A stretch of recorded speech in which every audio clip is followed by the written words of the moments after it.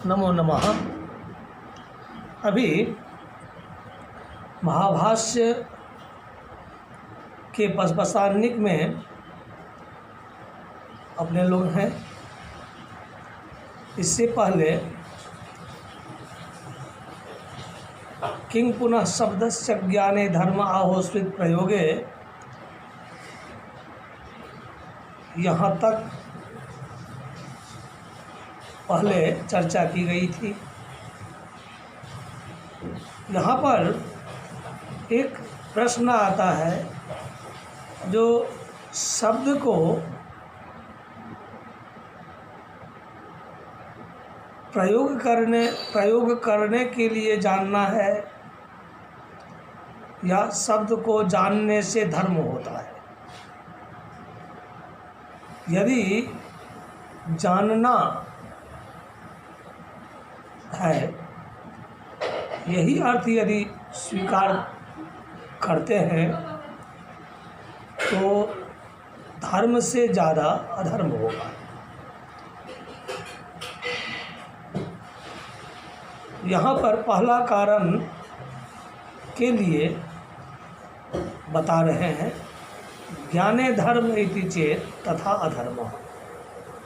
यदि आप कहेंगे जो शब्द को जानने में धर्म है, ठीक उसी तरह अधर्म भी होगा, क्योंकि एक शब्द का बहुतों अपभ्रंश है, अपशब्द है, अपभ्रंश शब्द है। एक शब्द को जानने में जितना धर्म होता है, उससे कहीं ज़्यादा अपशब्दों को भी जानेंगे, अपशब्द को जानने में अधर्म होगा। इसी के उपक्रम में अभी कह रहे हैं, ज्ञाने धर्म इति चेत् तथा अधर्मो भी प्राप्नोति। ज्ञान में धर्म है तो अधर्म भी प्राप्त होता है। यो ही शब्दान जानाति अपशब्दान अपि असो जानाति। जो शब्द को जानेगा, शब्द को जानता है, वह तो अपशब्द को भी जानेगा ही, जानता ही है। यथैव शब्द ज्ञाने धर्म, जैसे ही शब्द ज्ञान में धर्म कहा गया है, शब्द को जानने में धर्म कहा गया है, एवं अपशब्द ज्ञाने भी अधर्म, वैसे ही अपशब्द को जानने में अधर्म होगा। अथवा भूयान अधर्म प्राप्नोति, इसीलिए बहुत बड़ा अधर्म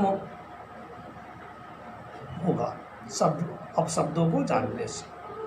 भूयांशो ही अपशब्दा अल्पीयांश शब्दा, क्योंकि बहुत ज़्यादा अपशब्द है और बहुत कम ही शब्द है। एक एक शब्दस्य बहवो अपभ्रंशा, एक ही शब्द के बहुतों अपभ्रंश शब्द जो है मिलते हैं। जैसे कि तद्यथा गौ इत्यस्य गावी, गोणी, गोता, गोपोतलिका इत्येवं आदयो अपभ्रंशा। और बोल रहे हैं आचार्य नियम। आचार्य नियम, आचार में यदि प्रयोग लेते हैं, व्यवहार लेते हैं, तो व्यवहार में भी नियम है। आचार्य पुनर्निश्चित नियमम वेदयते। तो ज्ञान में जो धर्म है, वहाँ अधर्म भी है, इस कारण को बताए। अब यदि प्रयोग के लिए, व्यवहार के लिए शब्दों को जानना आवश्यक है, तो इसके लिए भी, इसमें भी जो आपत्तियाँ आएगी, उस आपत्तियाँ को यहाँ पर दर्शा रहे हैं। जो आचार्य पुनर्निश्चित नियम वेदयते, आचार में, व्यवहार में जो फिर ऋषि का नियम को यहाँ पर दिखा रहे हैं, समझा रहे हैं। ते सुरा हे लय यदि कुर्वन्तः परा बभूवुः। ते सुरा व असुर लोग हे रया के जगह हे लया ये शब्द का प्रयोग किए वे असुर लोग, इसीलिए पराभव को, पराजय को प्राप्त किए। अस्तुतर ही प्रयोग है। तो यहाँ पर आचार्य नियम, ये आचार मतलब व्यवहार। यहाँ पर कौन सा व्यवहार? ज्ञान का व्यवहार।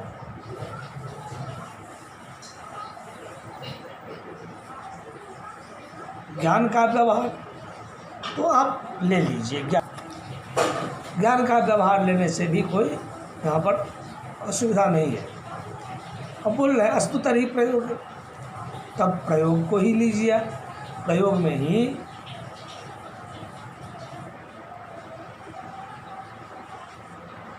ही यह शब्द है, अर्थात प्रयोग के लिए ही, प्रयोग को जानने के लिए ही शब्द जानना आवश्यक है। तो प्रयोग बोल रहे हैं, इसमें आक्षेप दिखा रहे हैं। प्रयोगे सर्वलोकस्य, यदि प्रयोगे धर्म सर्वः लोका अभ्युदयेन युज्य।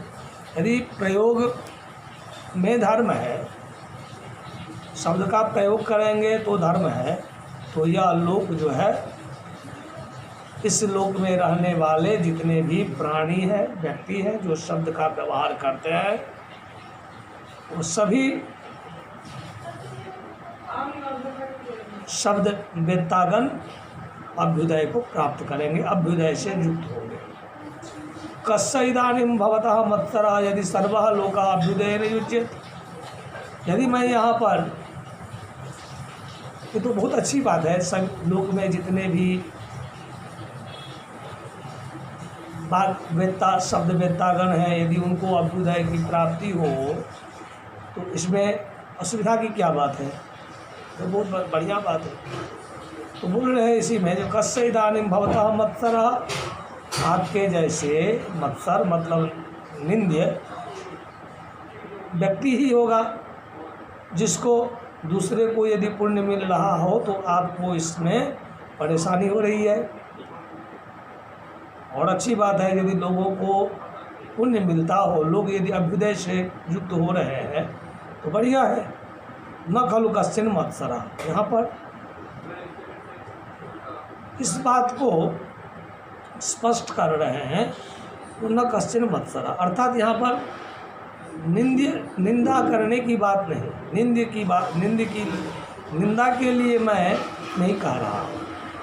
प्रयत्नान अनर्थक्यम तु भवति, क्योंकि शब्दों को जानने के लिए जो प्रयत्न करना, जो चेष्टा की आवश्यकता होती है, बिना चेष्टा के हम शब्दों को नहीं जान पाते हैं, शब्दों को नहीं सीख पाते हैं। वो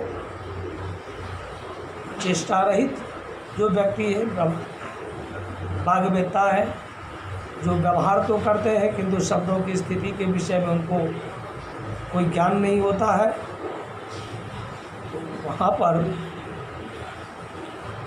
एक दोष होगा। जो जानते हैं उसको भी जितना धर्म होगा, जो नहीं जानते हैं उनको भी उतना ही धर्म मिलेगा, यही अभिप्राय है। तो बोल रहे हैं फलवता च नाम प्रयत्नेन भवितव्यम, क्योंकि फलवान, फलशील होना बिना यत्न का संभव नहीं है। तो फलवान बनने के लिए चेष्टा रूपी जो क्रिया है, उस क्रिया का अनुसरण सर्वदा ही ग्राह्य है। न च प्रयत्न फलात् व्यतिरेक्ष्य, और प्रयत्न जो भी है, जो चेष्टा लोग करते हैं, यदि चेष्टा करें या कोई फल मिलने वाला ना हो तो चेष्टा ही नहीं लोग करेंगे। तो फल के बिना जो है व्यतिरेक्ष्य, या ही नहीं जाता है। ननु चाहिए कृत प्रयत्न ये साधिया शब्दान प्रयोग से। और भी यहाँ पर विसंगतियाँ देखने को मिलती है। हम देखते हैं ऐसा लोक में, आक्षेप कर रहे हैं। ननु च ये कृत प्रयत्नाः ते साधिया शब्दान प्रयोक्ष्यन्ते। जो कृत प्रयत्न है अर्थात चेष्टा से युक्त है वह साधी है, अर्थात शब्दों का प्रयोग जो है यथारूप से करते हैं। तो एव साधिया अभ्युदयन योक्ष्यन्ते, और तो एव साधिया च अभ्युदयन योक्ष्यन्ते, वह भी साधी हुआ, उसको अभ्युदय से अभ्युदय को प्राप्त होगा, अभ्युदय से युक्त होगा। और इसमें मैं व्यतिरेक भी देखता हूँ, इस नियम में विपरीत भी दृश्य होता है। दृश्यते ही क्या देखने को मिलता है कि कृत प्रयत्नाश्च अप्रवीण, शब्दों के व्यवहार में, शब्दों का प्रयोग में जो कृत प्रयत्न है, चेष्टा किया है, शब्दों को समझा है, शब्दों को समझ रहा है, फिर भी व्यवहार में वो अप्रवीण है।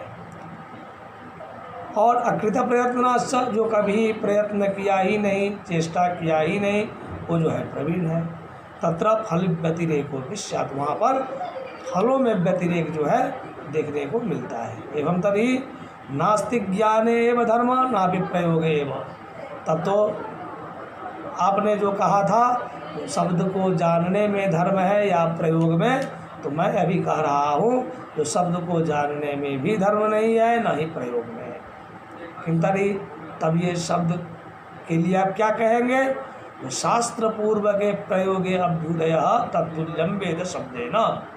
शास्त्र पूर्वक प्रयोग है, शास्त्र पूर्वक जो प्रयोग है, शास्त्र में जिस प्रयोग जैसे प्रयोग किया जाता है तदनुरूप यदि आप प्रयोग करते हैं तो अभ्युदय को आपको अभ्युदय प्राप्त होता है, आप अभ्युदय से युक्त होते हैं।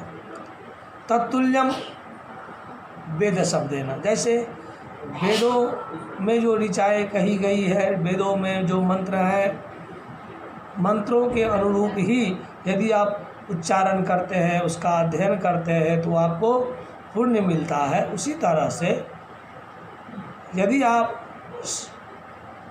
शब्द को शास्त्रानुपूर्वी, शास्त्र के अनुसार यदि आप समझते हैं तो आपको धर्म होगा, आप अभ्युदय से प्राप्त हो, अभ्युदय जुड़ेंगे, अभ्युदय से युक्त होंगे। शास्त्र पूर्वकम जब शब्दान प्रयुक्ते सो अभ्युदयन युज्यते। अतः शास्त्र पूर्वक जो शब्दों का प्रयोग है, उन शब्दों को यदि आप प्रयोग करते हैं तो आप अभ्युदय से युक्त होते हैं। तत्तुल्यम वेद शब्देन, जैसे छंदोवत छंदोवत अपने लोग कहते हैं, छंद के जैसा ही, वैसे ही यहाँ पर तत्तुल्यम वेद शब्देन, अर्थात शब्द को यदि शास्त्र पूर्वक यदि आप व्यवहार करते हैं, जानते हैं, तो वेद पढ़ने से जिस फल को आप प्राप्त करते हैं, जिस अभ्युदय का, वेद पढ़ने से जो अभ्युदय आपको मिलता है, वही अभ्युदय आपको यहाँ मिलेगा। वेद शब्दा अपि एवं अभिवदन्ति, वेद शब्द जो है वह भी इसी तरह से कहते हैं। क्या? योगनिष्ठोम न जजते जऊचैनमेवं वेद, अग्निष्टोम के द्वारा योजन करते हैं जो फिर ये अग्निष्टोम को जानते हैं वेद। जोग नचिकेतम चुनते जऊचैनमेवं वेद, अर्थात जो अग्निष्टोम नचिकेता नामक अग्नि का चयन करते हैं और जो इसको जानते हैं। अपराहा तत्तुल्यम वेद शब्दे नहीं थी, क्या उसी वेद शब्द के लिए, उसी वेद शब्द को आपने लिया? यथा वेद शब्दा नियम पूर्ववधिता फलवंतो भवन्ति एवं जब शास्त्र पूर्वकम शब्दान प्रयुक्ते सोऽभ्युदयेन युज्यते इति। आपने यौचैनम एवं वेदा में जो वेद शब्द जो इसको जानता है, इस अर्थ में जो वेद शब्द को प्रयोग किया गया है, उस अर्थ में आप इस वेद शब्द को ले रहे हैं। या जो गुरु के पास में बैठ करके नियम पूर्वक जो अध्ययन किया जाता है, उस वेद शब्द को आप लिए हैं। उस नियम पूर्वक जो वेद को पढ़ा जाता है, वह फलवान है। और उस तरह से वो जैसे ही फलवान होता है वैसे ही नियम पूर्वक यदि शब्दों को आप समझते हैं वो वैसे ही फलवान होता है, ऐसा आपका कहना है। अथवा पुनः अस्तु ज्ञान एवं धर्म इति, तो यहाँ पर समाधान आप मान सकते हैं। जो नियम पूर्वक जैसे वेदों का अध्ययन किया जाता है, वेदों को समझा जाता है, उसमें जो अपूर्व धर्म है, अपूर्व पुण्य है, वही अपूर्व पुण्य, अपूर्व धर्म, अपूर्व फल नियम पूर्वक यदि आप शब्दों को समझते हैं तो मिलता है। अब पहले जो आप शब्द का प्रयोग में धर्म है या अप्रयोग में, इसमें जो कारण बताए थे, जो शब्द को जानने में जो धर्म होगा उससे कहीं ज़्यादा अधर्म होगा। प्रयोग में भी जो कृत प्रयत्न है वो कभी अप्रवीण दिखते हैं, और अकृत प्रवीण है वो शब्दों का प्रयोग में प्रवीण दिखते हैं। तो इसके विषय में यहाँ पर दे रहे हैं। अथवा पुनः अस्तु ज्ञाने एवं धर्म इति, पुनः अस्तु क्या अस्तु क्या हो, तो ज्ञाने एवं धर्म, ज्ञान में ही धर्म है।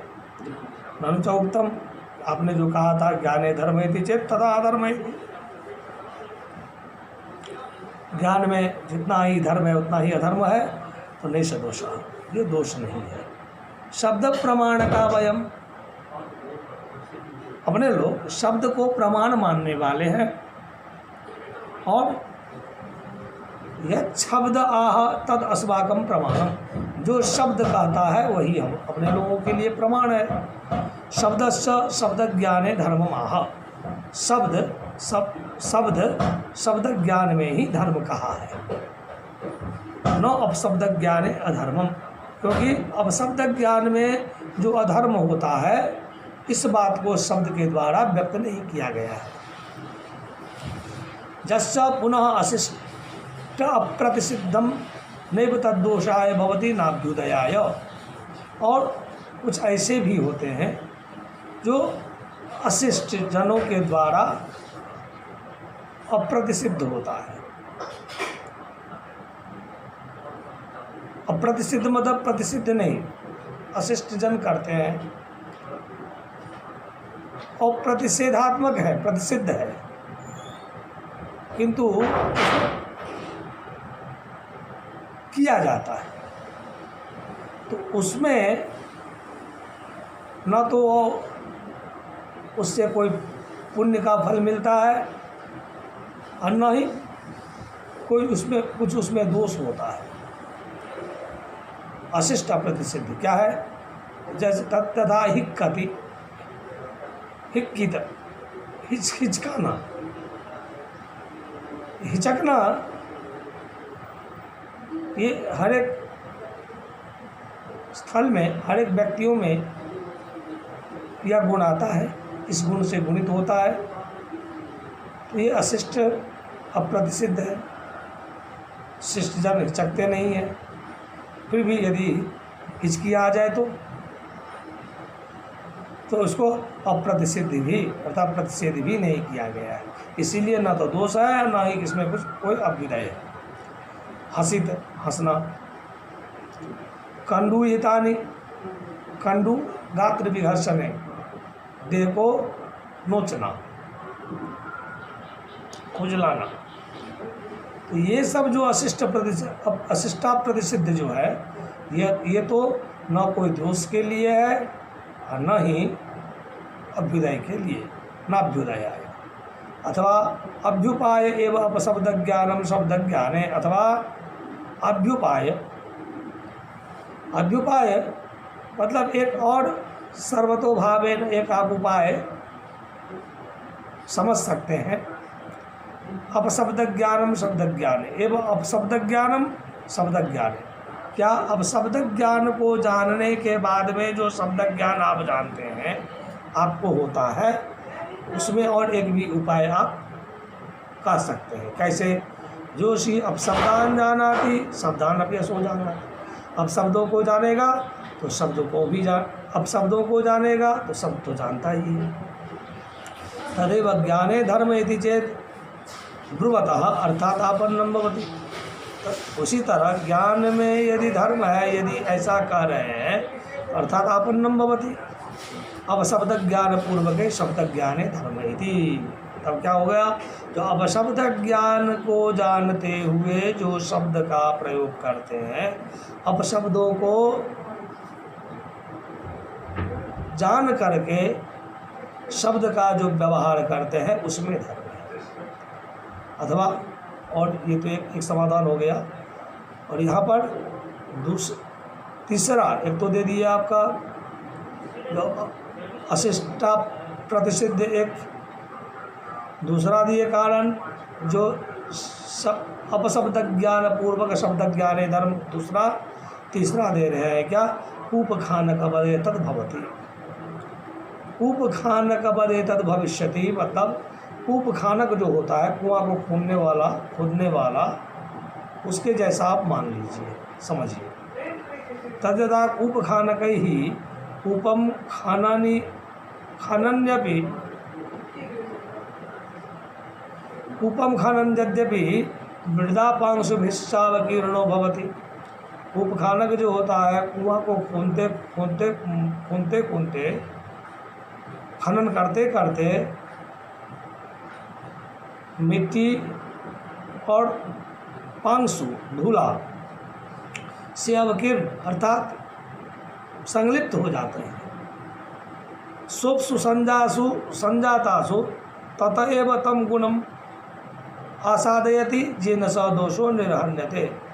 वह खनन क्रिया जो है उसको निरंतर तब तक करता है जब तक उसमें जल नहीं आ जाता है, और जल आने के बाद में उसी जल से पुनः उस पांशु मृदादि को परिष्कृत कर करके शुद्ध हो जाता है। भूयसा चाभ्युदयन योगो भवति। और क्या? तो बहुत बड़ा धर्म अभ्युदय से वो युक्त होता है, क्योंकि उन्हीं के जैसे बहुतों ऐसे प्राणी है जो प्राणी उस कुआं के जल से अपने को परिष्कृत करेगा। एवं ऐसे यहाँ भी समझना चाहिए। यद्यपि अपशब्द ज्ञाने अधर्म तथापि यस्त्वसौ शब्द ज्ञाने धर्म तेन च सदोषो निर्धारिष्यते भूयसा चाभ्युदयन योगो भविष्यति। यद्यपि अपशब्द ज्ञान में जो अधर्म है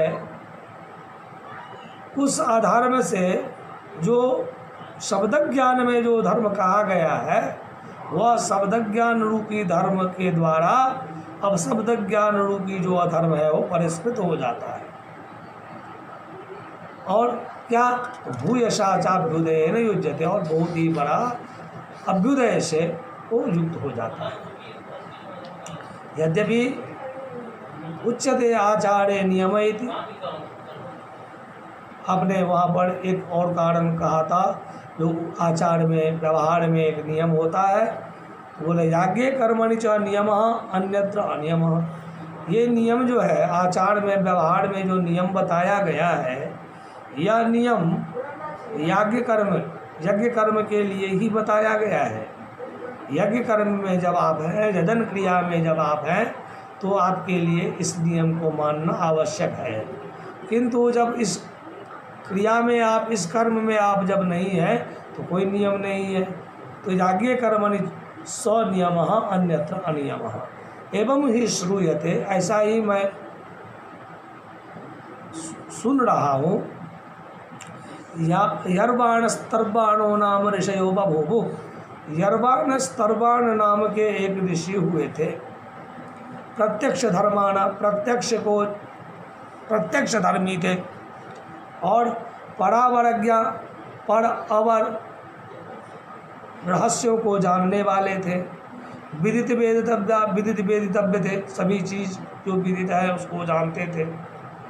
अधिगत याथा तथ्य, और सभी तत्व को सम्यक रूप से जानते थे। तत्र भवन्तु यद्वानस्तद्वान इति प्रयोक्तव्ये यर्वाणस्तर्वाण इति प्रयुज्यते। वो ऋषि तत्र भवन्तः क्या करते थे, यद्वान तद्वान इस शब्द के जगह पर, यद्वान तद्वान इस शब्द के स्थान पर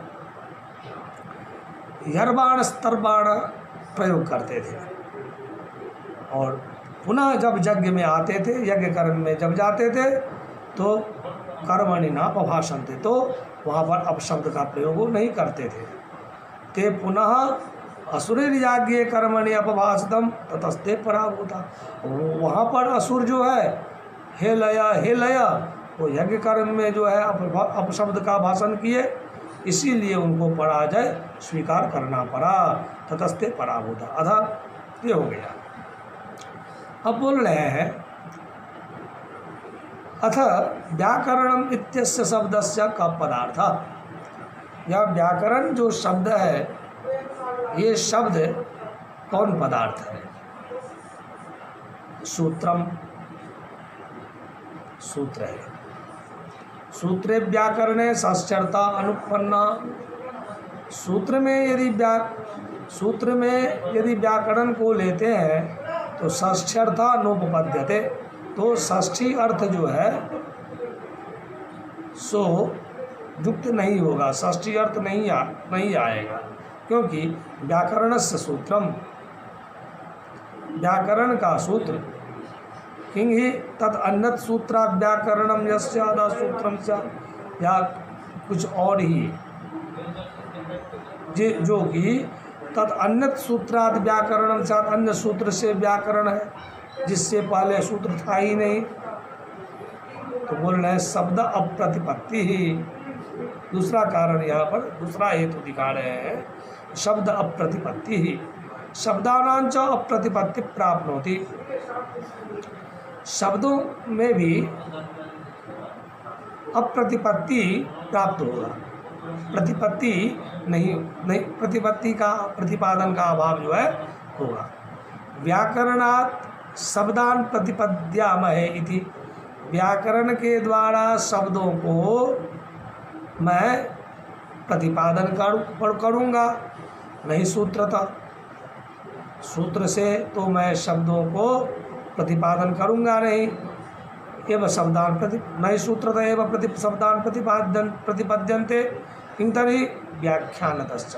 सूत्र के द्वारा तो शब्दों का प्रतिपादन संभव नहीं होगा, इसके द्वारा होगा तो सूत्र के व्याख्यान के द्वारा, व्याख्यानतश्च।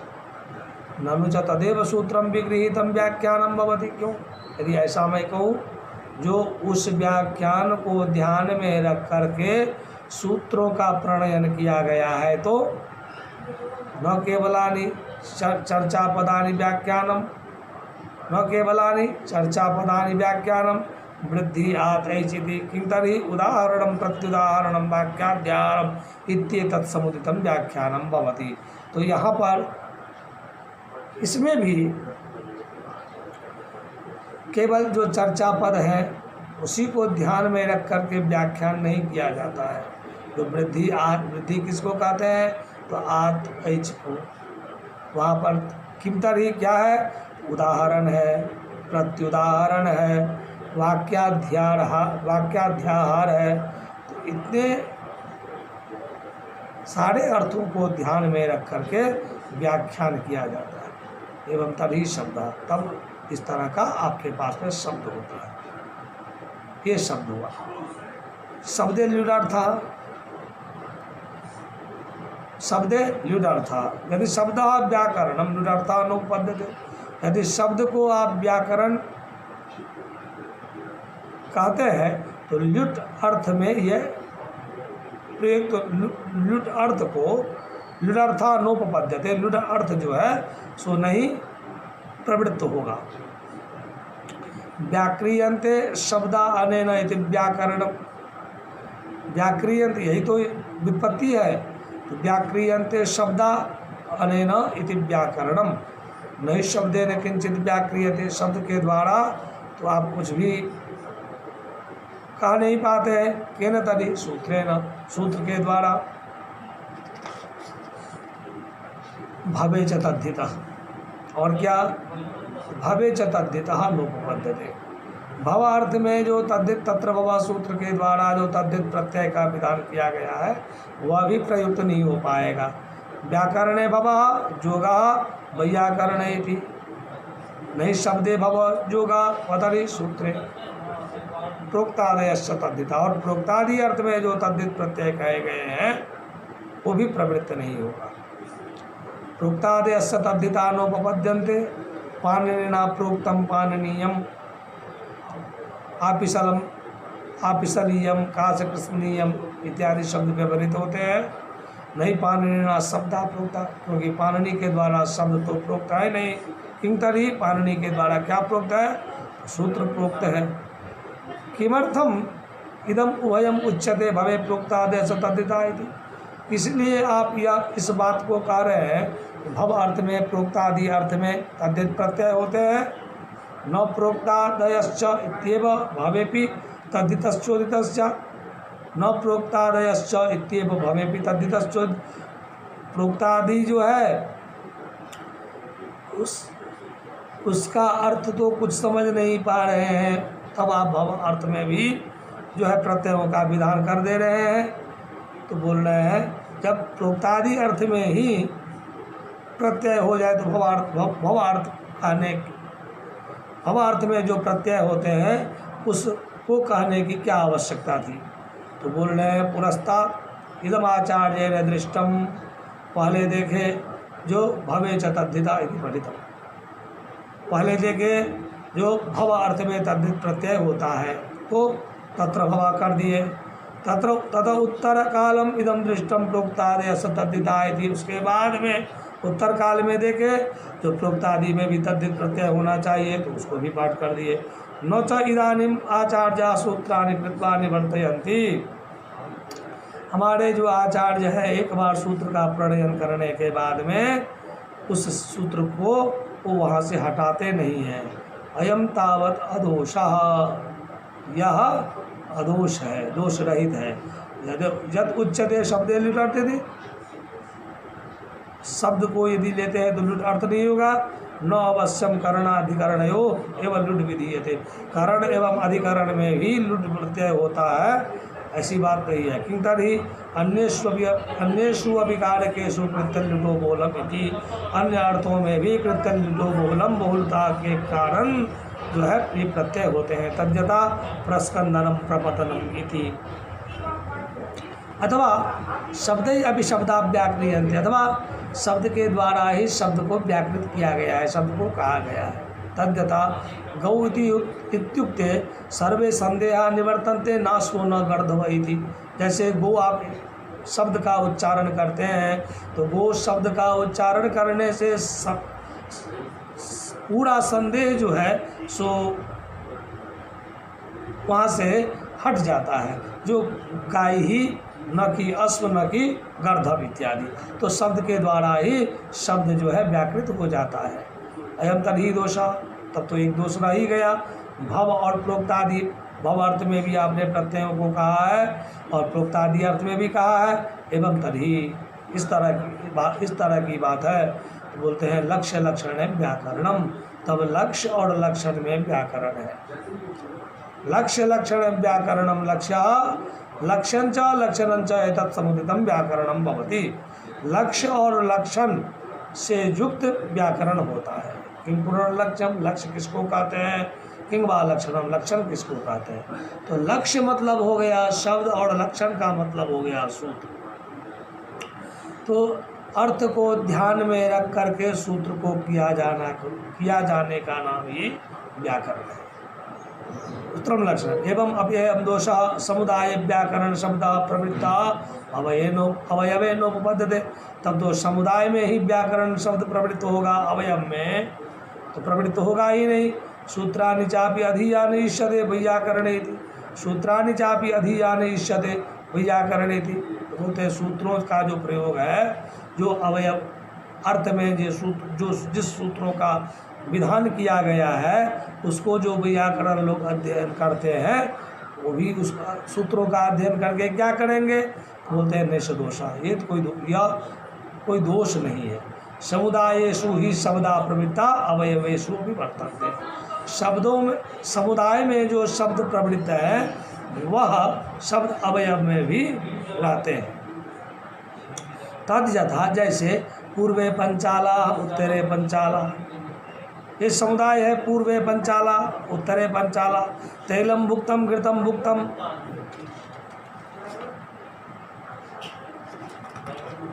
शुक्लो नीला कपिला कृष्ण इति एवं समुदाय व्याकरण शब्द प्रवृत्तो अवयवेषु अभिवर्तते। ऐसे ही व्याकरण शब्दों के विषय में समझना चाहिए। अथवा पुनः अस्तु सूत्रम, अथवा इसको सूत्र ही माने, सूत्र ही मान लीजिए। ननु च उक्तम, आपने कहा था सूत्रे व्याकरण षष्ठर्थानुपन्न इति, सूत्र अर्थ में यदि व्याकरण को लेते हैं तो षष्ठी अर्थ जो है अनुपन्न होगा, तो निष्दोष, कोई दोष नहीं होगा। व्यपदेशीबद्ध भावे न भविष्यति, व्यपदेशीबद्ध भाव, व्यपदेशीबद्ध भाव का मतलब होता है जो एक ही पुत्र जिसके पास में है उस पुत्र को ही छोटा भी कहा जा सकता है, महिला भी कहा जा सकता है, बड़ा भी, ज्येष्ठ भी कहा जा सकता है, कहा जाता है। तो एक इसीलिए यहाँ पर कहा गया है एकस्मिन् क्रियमाणं कार्यम आदौ इव अंत इव स्यात्, इसी को व्यपदेशीबद्ध भाव कहते हैं। यद्यपि उच्यते शब्द अप्रतिपत्ति रीति, इसको व्यपदेशीबद्ध भाव के द्वारा इसका समाधान कर लेंगे तो समाधान हो जाएगा। वहाँ पर जो शब्द अप्रतिपत्ति, ये जो आप बोले थे, बोलते हैं नहीं सूत्रते एवं शब्दान प्रतिपद्यन्ते, सूत्र के द्वारा शब्दों को प्रतिपादन तो नहीं किया जाता है, किंतरी तो व्याख्यान से प्रतिपादन किया जाता है। तो परिहृतमेतत् तदेव सूत्रम विगृहीतम व्याख्यानम भवति थी, वहाँ पर थोड़ा सा परिहार कर लीजिए, चेंज कर लीजिए। क्या? तो तदेव सूत्रम विगृहीतम व्याख्यानम भवति, उसी व्याख्यान के द्वारा, व्याख्यान उसी का होता है जिसको सूत्र के द्वारा ग्रहण किया गया है।